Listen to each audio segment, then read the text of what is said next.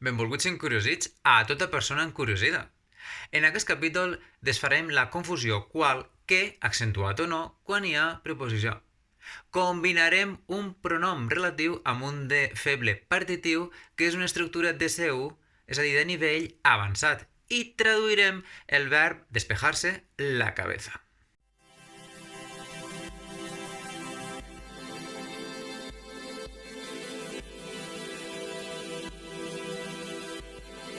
Bé, doncs endinsem-nos en la distribució d'ús dels pronoms relatius que, accentuat, que sense accentuar, qual en singular o quals en plural, segons la preposició. Comencem per quin nom tenen aquests pronoms relatius.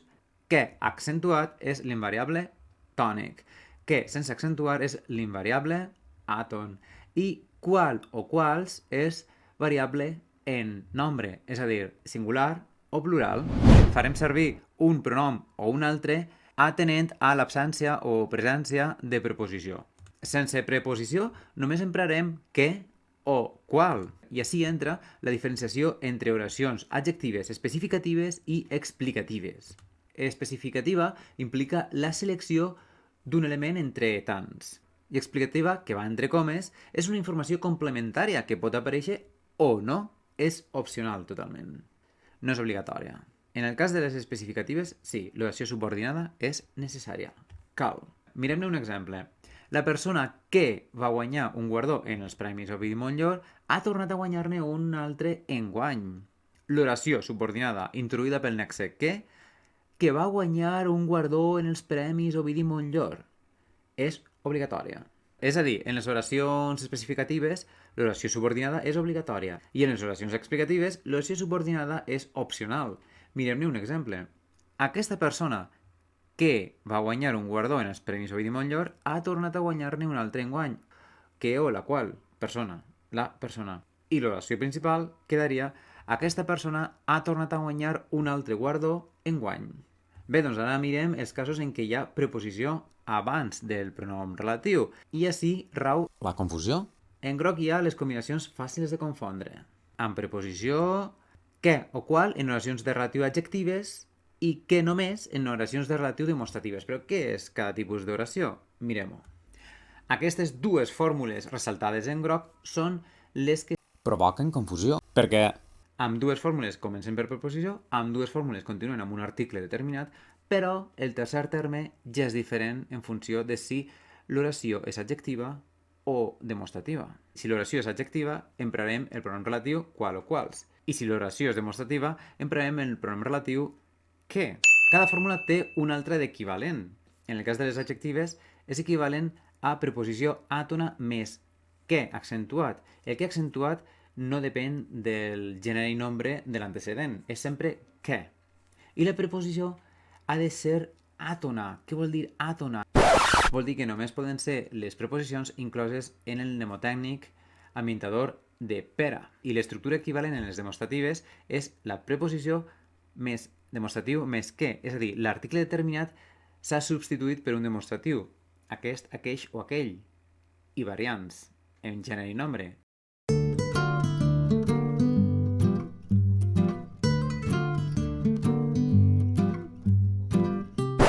Les preposicions àtones que ens recorda el mnemotècnic ambientador de pera són aquestes que estan ressaltades en blau turquesa, amb, en, de, per i a, o la combinació pera. Mirem-ne un exemple. Les persones de les quals, igual a de què, et parle, van guanyar un guardó en els Premis Ovidi Montllor. Parlar d'alguna cosa. La preposició de va regida pel verb parlar. De les quals, de les persones, o de què, de les persones també. Com dèiem, el relatiu que accentuat no depèn del gènere i nombre de l'antecedent, és a dir, no podem deduir que és femení plural l'antecedent, les persones. Primera nota. El pronom relatiu invariable que accentuat és independent del gènere i nombre de l'antecedent, persones, femení plural, la qual cosa facilita les coses.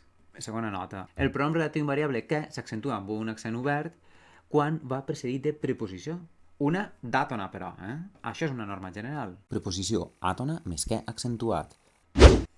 Un altre exemple amb una altra preposició. La raó per la qual, la raó perquè t'he convocat és perquè hem de preparar més l'acte. El truc per a identificar si una oració és demostrativa és comprovar si hi ha un substantiu o més, és a dir, recuperable. Mirem amb un exemple. Amb la persona que tinc al davant, amb la persona que tens al costat i amb la persona que hi ha al costat de la finestra, obrirem una delegació a Alacant. N'hi ha prou amb el fet que l'antecedent I aparega una primera volta. A partir de les següents vegades ja es pot ometre. Per això està entre claudators. Un altre exemple. Aquesta terminologia correspon amb la terminologia que recull l'altre autor. Bé, doncs en aquests casos, l'article determinat pot ser substituït per un demostratiu. L'exemple queda: amb la persona que tinc al davant o amb aquesta persona que tinc al davant, amb la que o amb aquella que tens al costat i amb la que o amb aquella que hi ha enfront de la finestra, obrirem una delegació a Alacant. L'antecedent persona, a partir de la segona vegada, ja no cal explicitar-lo, es pot ometre. De fet, és el que s'ha de fer. Perquè és la filosofia de la pronominalització. Evitar repeticions innecessàries de substantius, d'antecedents. I l'altre exemple queda: aquesta terminologia correspon amb la que o amb aquesta que o amb aquella que o amb aquella que recull l'altre autor. I com abans, l'antecedent, en aquest cas terminologia, no cal que aparega a partir de la segona vegada. Mirem ara un exemple bonus track. El kit de la qüestió és que cal tindre clar quin és l'antecedent. Mirem-ho. Exemple sense preposició. Considerant que l'antecedent és joguines, no vull joguines d'aquesta marca, sinó les joguines que anuncien a la televisió.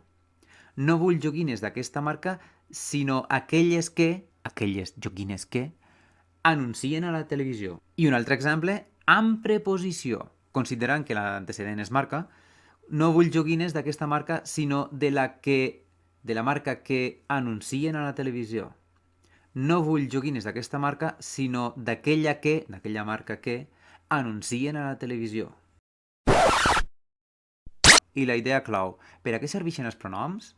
Per a no haver de repetir la informació desplegada, sinó per a referenciar-la de forma reduïda. Així doncs, en aquest cas, per tal de no haver de repetir el substantiu cares, introduirem els dos tipus de pronoms: relatiu feble, en l'exemple inicial, sense fer ús de cap pronom. al principi. Ara Mirarem un exemple, primer sense pronoms, després amb pronom relatiu i després hi afegirem el pronom feble partitiu en, el pronom feble de la quantitat, menor que el 100%. L'exemple és: imaginem un cub de 6 cares, de les 6 cares ens fixarem en 3 cares només. Mirem l'exemple ara amb pronom relatiu. Imaginem un cub de 6 cares, de les quals igual a 6 cares, ens fixarem en 3 cares només. I si hi afegim ara el pronom feble partitiu en, que substituirà cares, queda: imaginem un cub de 6 cares, de les quals ens en fixarem en 3 només. El pronom feble substitueix cares, que és el nucli del sintagma nominal. Quin ha sigut el procediment? Doncs presentar la paraula cares una primera vegada i les successives voltes referenciar-les per mitjà d'un pronom tant de relatiu com feble. I qui vulgui analitzar més l'estructura de pronom relatiu quals, ací n'hi ha un desglossament detallat de l'estructura, en què les concordances en gènere i nombre hi juguen. I igual a en aquesta qüestió. Desemboirar-se, despejar-se.